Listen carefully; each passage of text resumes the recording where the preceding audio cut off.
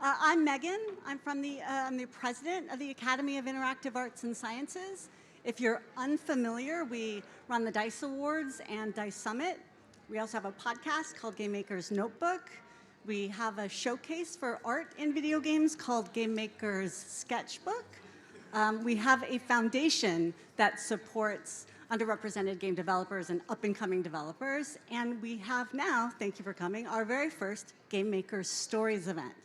No agenda today. It's just a new event that we're hosting. It's a meetup, network, have fun. We're going to try to host these locally in different cities so different game developers can come and just hang out with other game developers and talk about making games.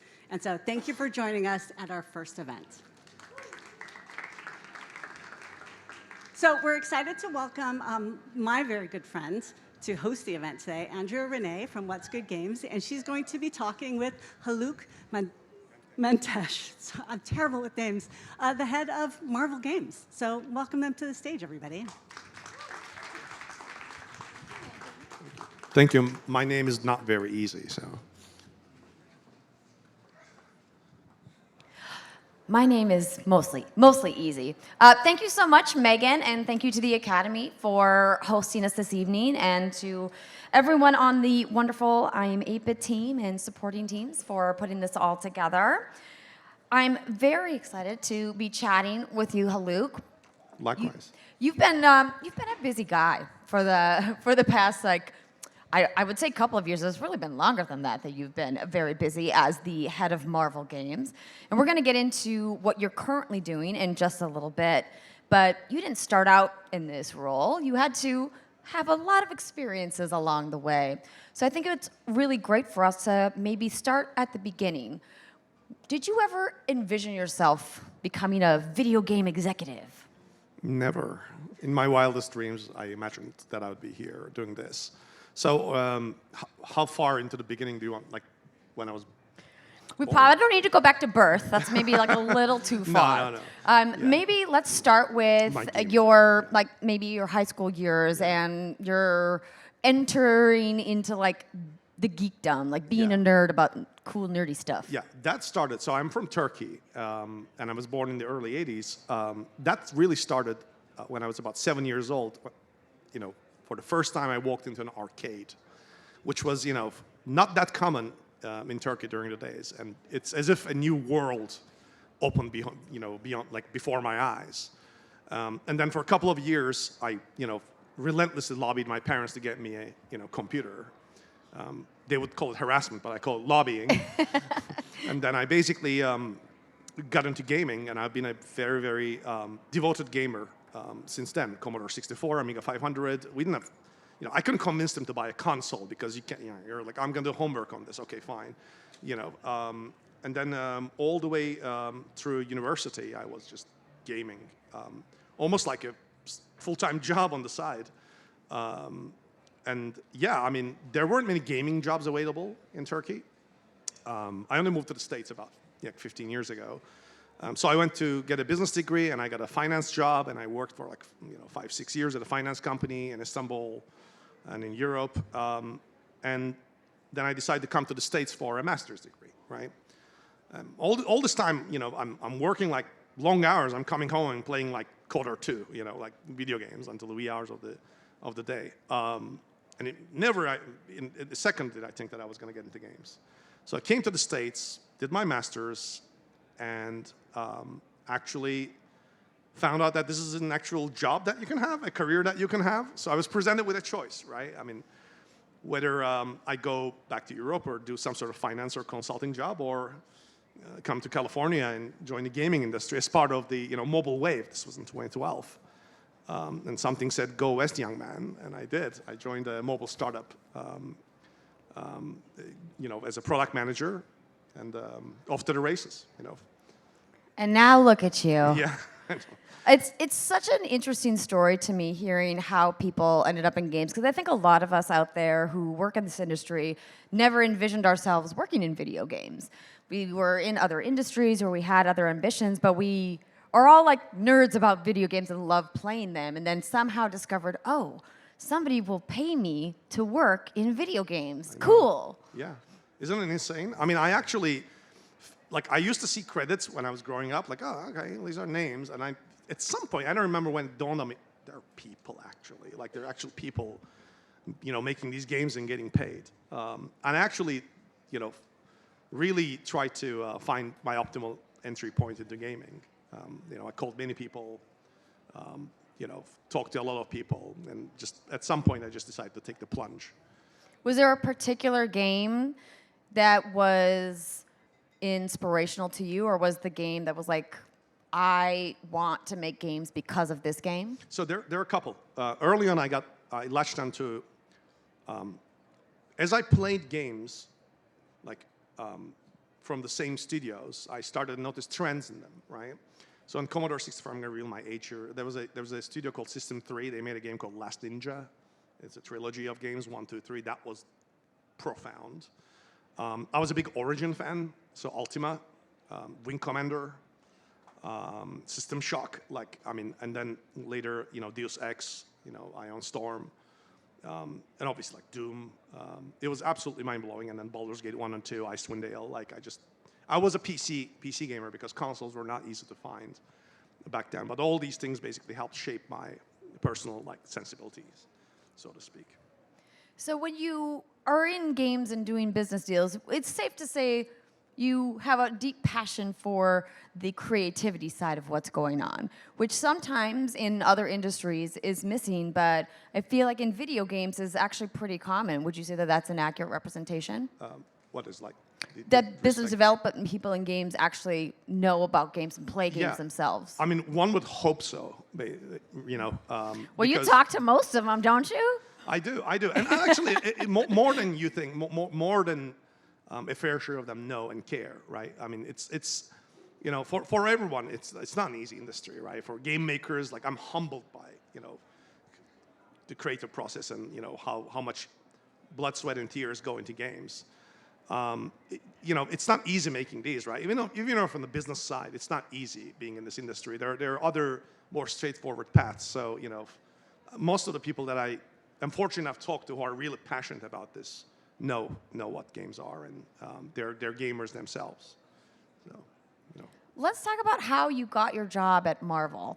So you tell us a little bit about your education, and we did skip a little bit of steps from when you entered in with the mobile gaming business and to where you are now. But I get asked the question frequently, like, how do I do what you do? And I mean, you hear the head of Marvel Games. That sounds like a pretty cool job, Haluk.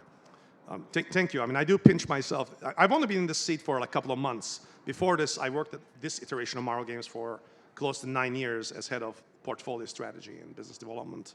Basically built the slate. What games do we do? Who do we do them with? Et cetera, et cetera. And then my boss took over head of Disney Games, and I was fortunate enough to take head of Marvel Games. But it's the same team. Now, there's a funny story how I got into gaming.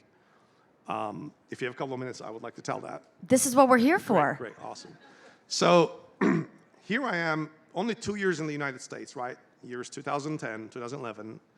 And I've decided I need to get into games, and I'm living in Chicago at the time, and I don't know a single person who works in the gaming industry, right? So I said, what do I do? Because when you're in business school, I came for business school, you have a direct path into investment banking, consulting, private equity, these things, right? So I went to this platform called LinkedIn and found people who went to business school and who are actually working at gaming companies, and I just started emailing them, hey, it's not asking for a job, just can you spare 20 minutes to talk to me about how you got into gaming? Can we chat? Most of them didn't respond, which I expected. Some of them did.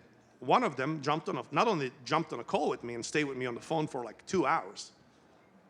And then his message was, don't come into gaming. He wasn't kidding. He was like, don't come to gaming. You'll be, it's a tough industry. It's very volatile. Break your heart.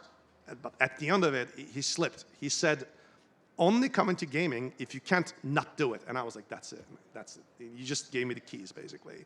I can't not do it. I have to get into it, right? Now, I didn't meet this gentleman until years later when he became my boss at Marvel Games. So, true story. We didn't meet for 3-4 years. I kept emailing him, hey, I got a job here. I got a job there. Are you in LA?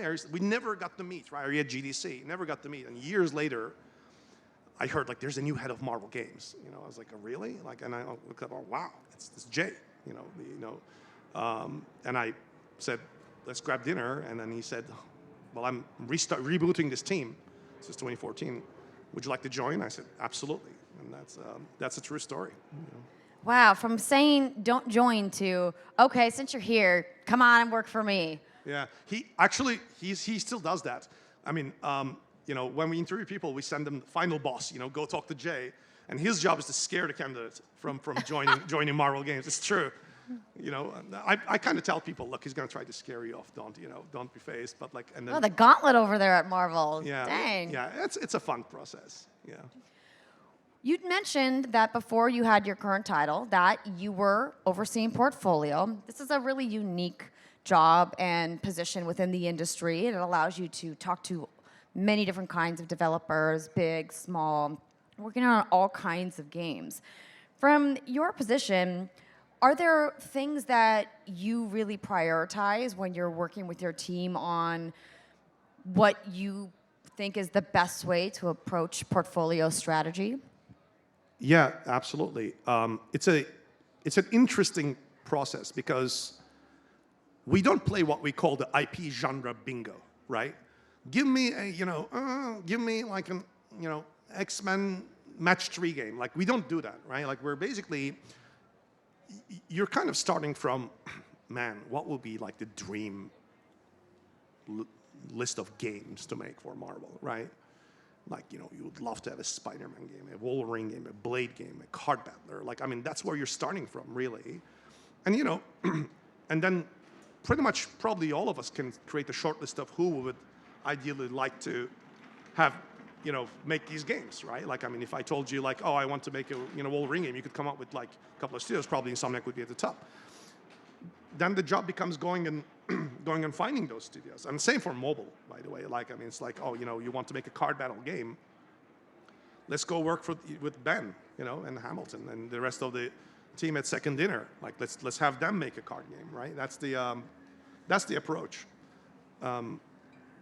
Yeah, I sometimes feel like, you know, we actually feel like on the team, it's a process of discovery, not invention. Like, these games exist somewhere in the multiverse, and we're just like plucking them out. That's how it feels like. I mean, the best projects start when it feels like that, to be honest with you. Is there a balance between how developers approach you and you guys approaching developers? It feels like you don't really have to pitch anybody on working with your portfolio, right? Well, it's in the early days we had to, right? In the early days we had to, hey, we're Marvel Games. We're not making movie-based games. You know, we're making original. You know, would you consider working with us, etc. And to be honest with you, you know, the first couple of years were difficult in that regard to get people on board. But once we had the successes, right? We had Contest of Champions on mobile that just blew the doors off. Future Fight. We had Spider-Man 1, right? Once we had the successes, then you could see people thinking, oh, we understand what these guys are trying to do. Still, it's not like we're sitting there and getting pitches. It's more often than not, we just sit down, have a conversation, and it comes very natural. It's like music and lyrics. Which one comes first? Oh, how would you feel about working with us? They're like, interesting, tell me more. And you can see people either buying into it or not, you know, feeling like that's not for me, which is completely okay. Yeah, it's very organic. Well, with the breadth of the Marvel IP libraries, like, there's always going to be, like, certain pockets of fandom within that, right?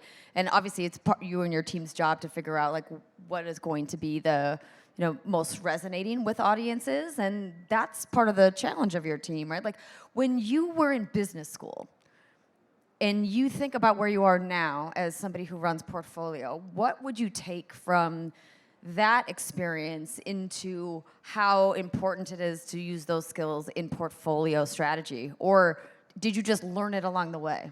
Honestly, I learned it along the way.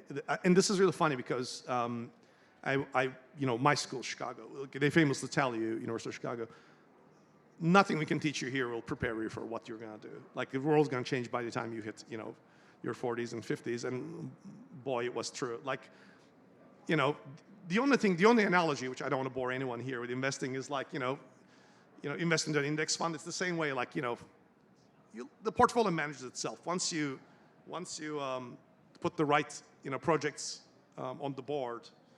You just have to let people cook and bring forth their, not to fiddle with it or mingle with it. Basically, that's the biggest lesson I've learned, to be honest with you. Well, if you learned it along the way, clearly some people are helping you. Do you have any particular mentors that you thought were impactful for you? Yeah, I mean, I'm so fortunate, no joke, that I got to work with my mentor, right, Jay, for like 9-10 years, and I learned so much from him, right? That's the reality. I mean, the person I turned to for advice ended up hiring me, and then, we fought a lot during times, but like, all good sport. Yeah. Does he ever bring up that LinkedIn message? Oh, yeah. We love to tell that story all the time.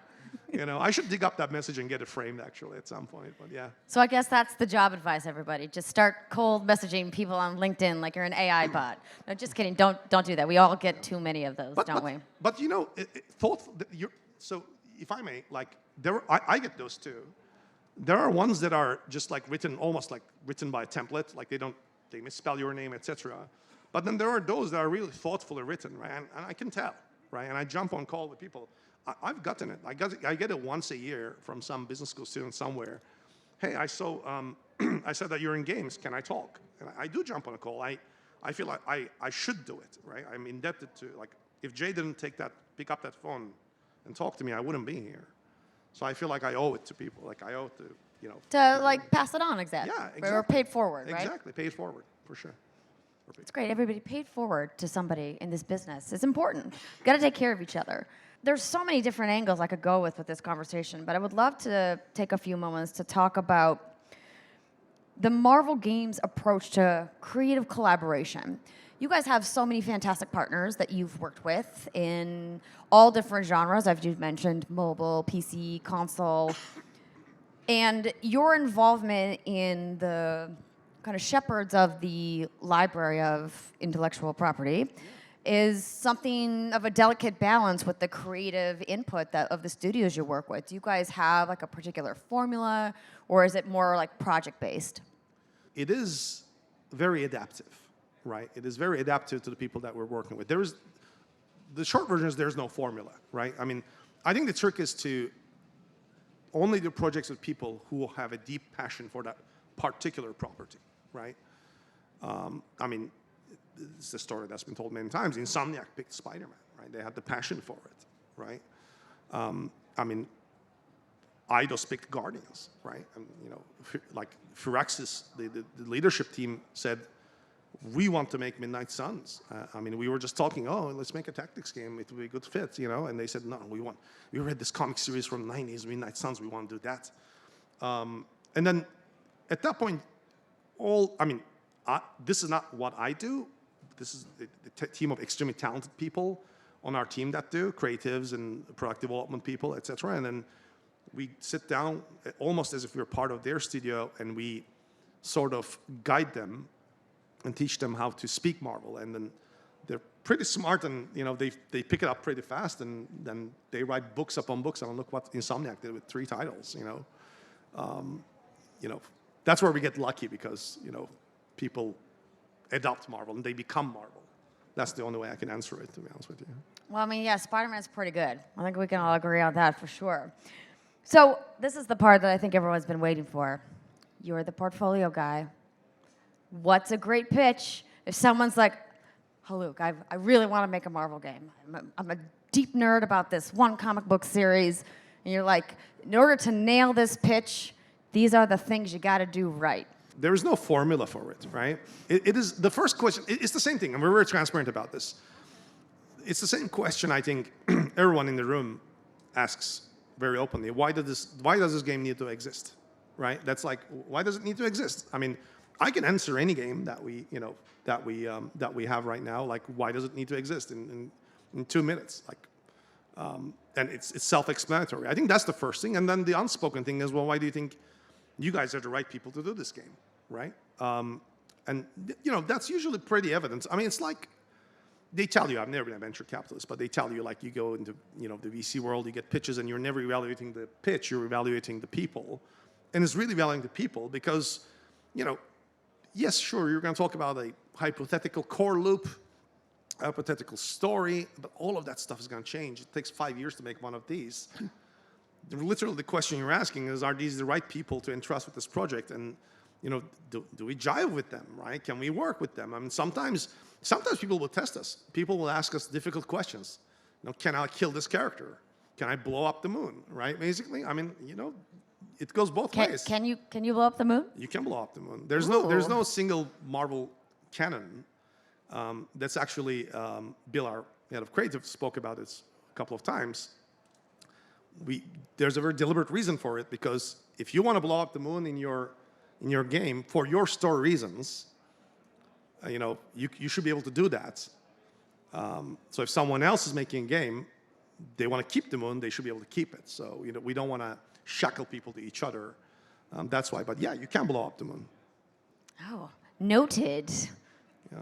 For the next game pitch that I'm not probably going to write, because I'm not very good at making games, because I don't make games. That's really interesting, because sometimes you hear about working with brands who manage big IPs, and they have very specific rules around their characters or their worlds, their universes, their storylines. But because there's so many different storylines to pull from, I imagine that would be tough for somebody to manage. Is there somebody on your team that's like the gatekeeper of the lore? There is I would say the entire team is the keeper of the lore. And I'm by far the least qualified person to speak about this. Oh, come on, you're a big Marvel guy. You've been reading the comics since you were little. Oh, I'm a huge fan, but there's people who've actually worked 25 years at Marvel on our team, who've edited the comics, etc. But it is, there is no canon, but that doesn't mean there are no principles, right? Certain IP rhymes, like Spider-Man stories rhymes, right? Our team always talks about this. Like, at the heart of every great Spider-Man story is this notion that the worlds collide, right? Peter's life, personal life, and his life as Spider-Man collides, and he has to make a personal sacrifice. When you look at it, there are principles that resonate through every single version of Spider-Man you've seen, whether it's animated or games or movies. I think that's the teaching how to speak Marvel process that I was talking about. But it's not a hard and fast rule on, I don't want to get into spoilers, but there is no, the Venom in Spider-Man 2 is not the Venom that from the movies. It's a different take on it. Yet it feels familiar, something feels familiar, right? The same with Guardians of the Galaxy. It's not the Guardians from the movies. It's based on the comics. But something seems familiar. With the breadth of content that Marvel puts out between comics, animation, movies, games, I mean, the only way to maintain consistency is to base it on principles, not rules. That's what I've learned. When we were discussing some of the things we were going to talk about tonight, you told me this really great story about a pitch that you thought was going to go really wrong, but then ended up going really right. And it was a VR pitch. Oh, yeah, definitely. So we did a game called Iron Man VR, as everyone knows, with Camouflage, the super talented team at Camouflage. And that was a process in which, we met, their studio head, Ryan Payton, said, we want to Iron Man. And we were all like, look, that's very difficult. You got to figure out flying and this and that. We're not sure. And Camouflage was like, we're gonna show you. And Ryan has told this story many times. Like, they went back to Seattle and came down 3 weeks later with a full grayscale prototype in which you can get it and just fly around, and they nailed it. 3 weeks. Yeah, 3 weeks. That's wild. Yeah, and then we came out of the room thinking, holy crap, this is happening, basically. That was a moment where I was like, I couldn't believe it, right? Technology is wonderful. Yeah, I mean, yeah. They actually didn't fly, if I remember correctly. The build was on a PC tower. They didn't fly in case something breaks. They drove down from Seattle. That's what I remember. The amount of passion. When someone puts that amount of passion into the project, you're like, we have to do this. VR is just one part of the spectrum of innovation and technology that is part of the interactive art and medium of video games. And Marvel is doing all kinds of projects in that space, something that we saw earlier this year at the Game Developers Conference on stage at Epic Games presentation. The State of Unreal was Amy Hennig coming on and showing Marvel's 1943, Rise to Hydra, in real time in the Unreal Engine 5. And seeing the tech at work with the cool IP and the characters all working together feels like such a great, like, dare I say, synergy moment. I know I hate the buzzwords too, everybody. But it just fits here. And I would love to hear from you about, as a team that is so creative focused, how much do you guys talk about where technically you want to go, or what kinds of innovation you would like to see the brand kind of move towards? I'm going to give a very boring answer to this. Okay. It really is the creator's vision, like the game maker's vision. Like if they want to make a photorealistic game and push Unreal 5 as 1943 is doing, that's fantastic, right? If they want to make a card game like Snap, that is its own technological innovations, that's totally fine too. We look at the game, not the technology. It really is that way. And whatever they want to use to achieve that vision, whichever engine, that's fine with us. So you're saying if someone pitched an 8-bit side scroller, you would, if it fit, you would maybe approve it? The only thing I would ask is like, is it as awesome as the one in my imagination? Ooh, what's the one in your imagination? Tell us. I'm keeping that to myself. Until Okay, fine. Not giving away any secrets today. I expect in 5 years to be able to play this game, Haluk. Make it happen. I'm sure the one in my imagination is going to be lame compared to whatever someone comes up with next week. Like that's it. Now you're just being humble. But speaking on innovation, where do you think this industry is going? Well, let's start with what excites you, because it feels like there's so many different markets now, and video games is bigger than ever. People play games on more platforms than ever. I mean, what do you look at and go, that seems super cool, I'm jazzed about it? Yeah, that's a really good question. I think I'll tie this back to your question about what you pick up from school. I think one thing school taught me, my path taught me, is to look at, take a step back and do some slow thinking and look at macro trends, right? Obviously, no one can predict the future. It's impossible. But one thing I will hope that will happen is, that's happening also right now, is, in the 90s, when I was, playing games more and more advanced devices that I could convince my parents to gradually upgrade me to, there was an explosion of new genres, right? Like we got space combat simulators, we got first-person shooters, we got strategy titles, we got tactics. There was just a breadth of creativity, and there was a lot of personality in games, right? Because they were made by relatively smaller teams that could take chances, risks. So one of the things I'm excited about is, and I love the big budget games we're doing, right? Like, I love AAA games, even mobile games that have incredibly high production value. But one of the things I'm really excited is that hopefully in the future, it's going to become easier for people to make games. And you'll see more risk-taking, more innovation. I think eventually, that's going to result in more people coming into gaming, growing gaming, right? Like I'm sure there are incredible genres. I mean, it's such a gross oversimplification, but incredible genres waiting to be invented that we don't know yet, right? That's what I'm hoping. Because in the 80s, there was no such thing as first-person shooter, right? That's the way if you think about it. So that's what I'm hopeful for. Well, now we're playing MMORPG, FPS games, live service with battle passes, right? Yeah. So that's where we're at. Yeah, absolutely. The next Marvel game is going to be that. It's about Destiny. That's the game I was thinking about, everybody, in case you were wondering. I didn't say that. You did not say that. I said that. Nobody quote Haluk as saying that, okay? I don't want him to get in trouble.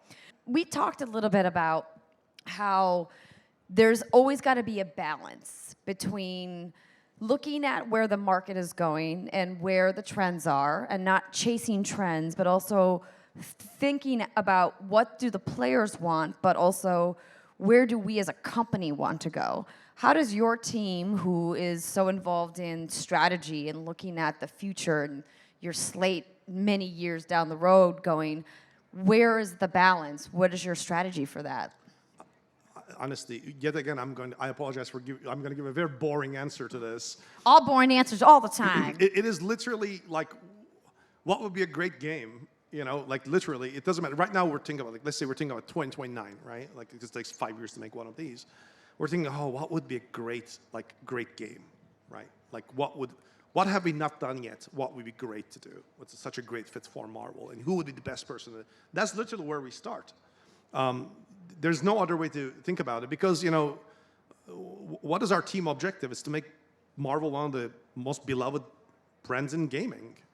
And there's only one way you get through there. You make great games that people want to play, regardless of genre. There's no other way about it. I'm sure, like, any company has revenue targets and this and that, but like, if you cut through all that, that's the long-term vision. And, you know, Jay said that very early on, and we worked for it on 10 years. Now, you know, now we're carrying it forward. That's literally how we think about it. Because who knows what's going to be out there. And if you're fortunate, if I might add, there are times when we see a team, so we meet with a team so talented that we sign things without a pitch, right? We're like, if we know they're going northeast versus southwest, okay, we know they're going northeast in that direction, right? We don't have to know exactly what the game is. Like, we know, we have a feeling what they're trying to achieve. We can just, you know, decide to work with them and figure it out on the way. We've done that in the past too. Because we're a team of 25 people. We're not gonna sit there and figure out, you know, look at the, we're not oracles. Like, we're not gonna figure out, oh, that thing's Build gonna be complex financial models with spreadsheets. Yeah, it's like a weather forecast. No one can predict it, right? Like, you know, we all know. The people who are gonna figure out are people who are so talented that they're gonna crack the next big thing. That's really what it is. I mean, if I look at, if there's a function of success in game development, in my opinion, it's a function of talent and resources. That's it. Well, it's interesting that you bring up resources. On Friday, on the live show, the Summer Game Fest live, Jeff Keighley had this graphic on stage showing some of the top-selling games of the year coming from smaller teams and highlighting the importance of the diversification of the industry. And there's games made by just one person, and then there's games made by 2,000 people. Do you envision a brand as big as Marvel being able to work with developers of all sizes at some point? Absolutely, absolutely. We actually already do. I mean, not every team we work with is huge. Some of them are on the smaller side. Not like some of them are. You're right. In the many hundreds of people size, and some of them are in the dozens. We also work across a wide spectrum of platforms, right? We don't just make, you know, AAA console PC games. We have a huge number of mobile games as well. Yeah, which also, by the way, are made by hundreds of people. Don't let the size of the screen fool you. You started in mobile games, so I would love to talk a little bit about that because the ESA put out their yearly essential facts just last month. If you haven't checked it out yet, there's some really interesting ones in there. We've known for a little while now that mobile is the largest segment of gaming because we obviously work in the video games industry, despite everybody who we know outside of games just continuing to say that mobile games are not games, which they are. They're mobile games are games, everybody. And I would love to hear from you about how you see the mobile games market kind of penetrating into the gaming consumer psyche and how that kind of overlaps with gaming culture. Like, mobile games are the future, right? They're now. Yeah, I mean, they're undeniable, and the Marvel games, they are first-class citizen. You know, not everyone needs to play everything, right? Like, I mean, there are some mobile gamers who play multiple, you know, myself, I play mobile games and console and PC games. And some people only play console and PC, some only play mobile. I mean, some people don't even have a console or PC. That's perfectly natural. The way we thought about it is the same way we think about AR, VR, you know, console, PC, mobile. Whatever platform comes up, you know, 5 years from now, it's like we want to make platform-native games, right? We want to make, if we're going to make a mobile game, we want to make a game that's best in class on that platform, not a game that's made for something else and ported into mobile, and vice versa. I think that's how we focus on it, but we take that platform very seriously. I mean, one of the mobile games we have, Contest of Champions, is going on its 10th year, still going very strong. I think, I don't know the exact number, like close to 500 million installs, if not more. They released like 270 Marvel characters, and like it was foundational. That was the first big hit. And it was, I can't take full credit for it. It was done by, even on the business side, done by my predecessor. That basically paved the way for us to do more games and realize like how you can actually, reach an audience that, that you wouldn't be able to with AAA. So, I mean, we look at it as its own pillar on the portfolio, separate from everything else. Would you say that that's echoed throughout other quarters of the industry as well, that most of the big publishers look at mobile as like a must-have part of their portfolio? I mean, I would guess so. If you look at the range of acquisitions, no, people don't have to. By the way, I mean there are people who have their own spaces and dominate that. Focus is a good thing, right? Like focus is not a bad thing. But if you look at the acquisitions that have happened in the industry over the last 5 to 6 years, you would see a lot of the incumbents are buying mobile footprint, if not building it. It's an extremely competitive market, though. It really is. It's brutal. Oh, man, discoverability, I think, continues to be an ongoing issue. Not just, I mean, mobile clearly has that as a problem, but it feels like that's a growing problem in other platforms as well. You go into any of the stores on any of the consoles or PC platforms, and there's just an overabundance of games. And how do you parse that? I mean, even when you're planning with your team how many games you as Marvel Games want to be publishing in the next couple of years, do you guys limit what you're doing to make sure you're not oversaturating? Is there a specific like magic formula that you're working with? Yeah, that's a really good question. I mean, we are very careful of overcrowding, right? So we work with many great partners who have studios who develop the games, that publish them. We partner with them, like PlayStation, EA, on the console side, Bethesda with Blade, etc. We are very, very, very afraid of. We work on these things for 5 years. Right? We're very afraid of setting people, not adequately setting people up for success, right? The nightmare scenario is multiple games launch in one quarter, right? That's an absolute nightmare. We it's happened once, but blame COVID. We really try to plan things such that there is space between them, and then the players can enjoy each game. Each game has its day in the sun, has its from a moral perspective, has its room to breathe. Players can appreciate it, and then hopefully have a great time and buy the next one, right? That's there were ideas. Oh, should we do 2 a year, 1 a year, etc. But at the end of the day, it's really funny because when you look at our portfolio, you plan these things very neatly, right? And then no game comes out on the time that it was planned. True. That's, as we know, 0%. So how do you handle that? How do you pivot? I mean, because that is an ongoing issue. It feels like fewer and fewer companies are announcing release dates. Even today, during the Xbox showcase, we saw mostly just years instead of month and a year, even an actual day. I mean, we did get some dates, but those dates felt like they were just 90 days away versus before. I mean, it's so different than like the MCU business that's like, we're gonna put this movie out August 24th, 2027. It's like, oh, that's so specific. But obviously that whole business and the theater booking is very different, right? So we're not gonna go down that rabbit hole. But for games, like what do you do when you have to make a big pivot when a team says, Haluk, bad news, we got to delay by like 18 months?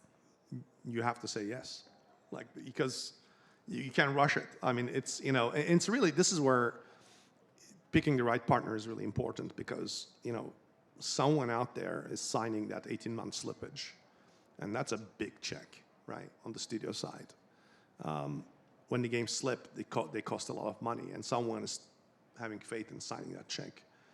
And you have to trust them, and you have to roll with it. And that's it. There's nothing else to do. I mean, we ask okay, what's the plan? What are we going to do, et cetera, et cetera. But usually also you can tell.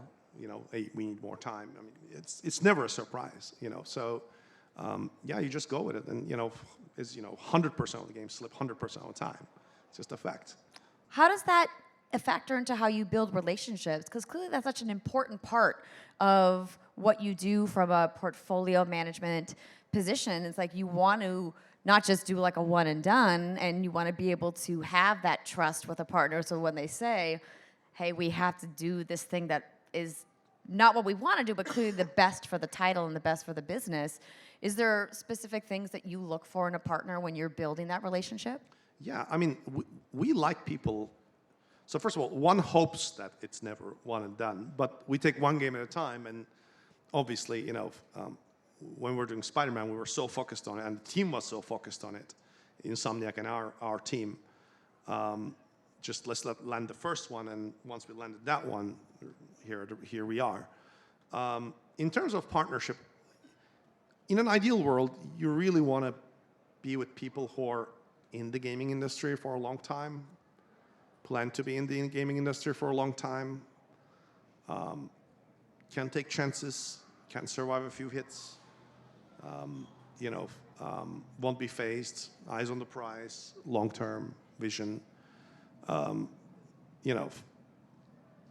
also like hot capital enters this industry every now and then, right? And it's really important to partner with people, in my opinion, who are here for this industry to stay for a long haul. They got to be nerds or get out. Yeah, basically. Good news, we're all nerds, everybody. We're all here together. Well, look, I could talk to you about a whole host of things because you had such a storied career, but I would kind of like to wrap our conversation around some recommendations or things that people who are looking to maybe pivot in the games industry, or maybe people who are in one section of the games industry want to move. Any life advice for how you survive? Network. I honestly talk to people. Just phone calls, coffee chats. Industry events. I mean, that's how I got the job, right? That's how I got into the industry, and then worked and worked and worked, and then find the right opportunity. And the opportunities hopefully would present itself once you're out there. I mean, that's my one advice, honestly. That's why we're all here. Megan said we're here to network, so we will do the networking. Well, let's wrap up with, what are you guys working on that's exciting? Marvel's slate is full of stuff. What can we look forward to from Marvel Games? You're not going to get anything out of me, though. No, just kidding. Dang. Exclusive, world premiere. No, just kidding. No, I mean, Marvel Rivals, definitely. That's here at Playdays. There's a closed beta coming very soon. 1943 from Skydance and Amy Hennig. That's next year. And who knows? Maybe a couple more surprises. When's the Wolverine reveal? Just tell us. Come on. I can't keep waiting. Okay, fine. Don't tell us. We'll wait. I'm sure Jeff is going to show us the trailer at some point. Right, Jeff? Are you here? Just confirm to me, Jeff, sometime. Okay, good. Great. Thanks. Everybody, thank you so much for joining us tonight for our very first Game Maker Stories. Haluk Mentes, the head of Marvel Games, thank you so much for being here and for sharing your wisdom and knowledge. Thank you. I'm honored to be here. And you heard him. Send him a message on LinkedIn and he'll give you a job. That's how it works, right? Just kidding. Don't do that. Or maybe, shoot your shot.